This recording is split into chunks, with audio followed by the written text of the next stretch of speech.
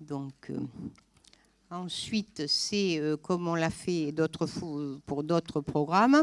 Donc, la 29 et la 30, c'est le plan de financement des logements sociaux qui vont bientôt être terminés, les 20 logements à Belle-Père. Et donc, le plan de financement que vous voyez et donc l'attribution qui est corrélée directement pour Belle-Père et pour donc la CPCAM. Alors, il faudra lui trouver un nom parce que c'est pas terrible ça. Mais en fait, c'est au moins les logements sociaux qui vont prendre la place de l'ancienne sécurité sociale.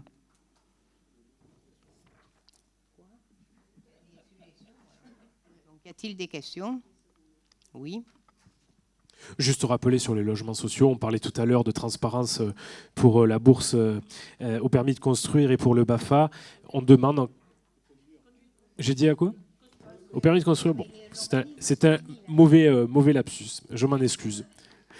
Donc pour la bourse au permis de conduire, merci de m'avoir repris, donc, qui se font en toute transparence. Sur ces sujets-là, nous le redemandons encore ce soir, nous demandons une commission municipale avec l'intégralité des élus qui sont là ce soir pour pouvoir attribuer de manière transparente les logements sociaux qui sont donnés à la ville.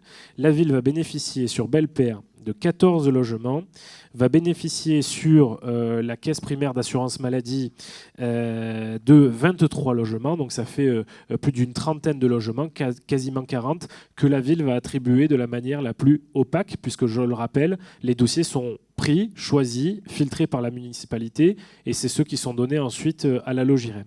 Beaucoup de villes, si vous envoyez que les dossiers qui vous conviennent, ils choisiront ceux que vous envoyez.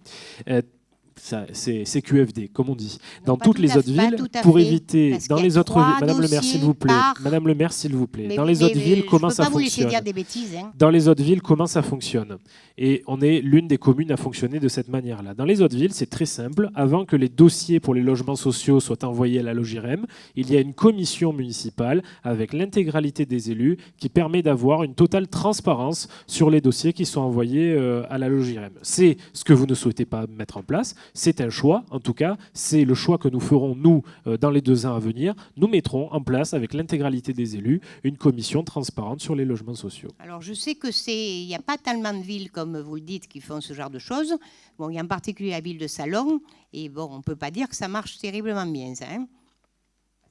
Salon, c'est différent, ce n'est pas une commission municipale avec l'intégralité des élus. Monsieur Pateau, non. Je vais vous expliquer comment ça fonctionne, parce qu'effectivement, vous organisez des réunions pour En Marche au Pen Mirabeau, donc vous êtes peut-être au courant de comment ça se passe pour les logements sociaux à Salon. À Salon de Provence, en fait, ce sont des dossiers qui arrivent de manière anonyme. Donc c'est effectivement ce que nous ne demandons pas pour la ville des Pen Mirabeau, nous demandons une commission municipale transparente. Monsieur Fuson, vous souhaitez intervenir ? Oui, juste une précision, en 2020, ce ne sera pas possible puisque ce sera le président de la métropole et le préfet qui auront toutes les attributions des logements sociaux. Non, juste une précision pour la 30. On vous avait posé une question lors du dernier conseil municipal. Vous avez dit que vous alliez nous répondre et puis on n'a toujours pas la réponse. Qu'est-ce que j'ai oublié ? Oui. Non, en fait, au niveau de la sortie des logements sociaux, en fait, les riverains, parce qu'ils vont tous sortir au niveau de l'impasse de l'octroi, ce qui va créer un véritable problème, parce qu'avec le garage, on n'a aucune visibilité. On a fixé cet après-midi le rendez-vous avec la DRT, qui est obligatoirement là, et donc je ne sais pas quel jour c'est, mais c'est dans les semaines qui viennent, parce qu'il faut qu'ils donnent leur autorisation. Donc je ne peux pas vous en dire plus, mais c'est difficile de les avoir, parce qu'il y a des routes partout dans le département, quoi, si on peut dire. Et du coup, alors, c'est quelle solution que vous avez opté pour laquelle ? On va leur en proposer plusieurs, dont celle, effectivement, de partager les entrées et sorties, d'une certaine manière, pour délester voilà, les rues étroites par une partie qui passerait directement, s'ils sont d'accord.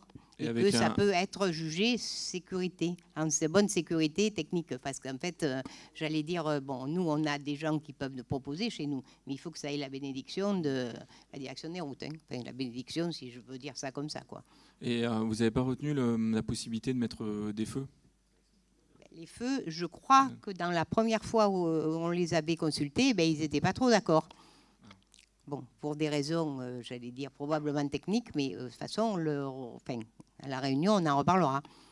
Mais c'est vrai que bon, les feux, c'est toujours délicat quand il faut en fait croiser la route, enfin, quand il y a des tournes à gauche qui ne sont pas sur les routes à grande circulation. On le sait bien parce qu'il n'y a pas que là qu'on s'est fait planter, si on peut dire, si je peux le dire comme ça. Okay, merci. La 29, qui est contre, qui est pour, qui s'abstient, adopté. La 30, qui est contre, qui s'abstient, qui est pour, donc les autres, voilà. Bon, non, j'ai pas fait. Je recommence. Qui est contre? Qui est pour? Qui s'abstient? Voilà, oui, effectivement. J'avais fait l'embrouille. Mais en fait, la 29, c'est la même chose que la 30 ou pas? Oui, mais oui. 29, c'était la même chose, c'était les mêmes votes, excusez-moi, que la 30. Aussi, pour 29 et 30, c'est abstention. Merci.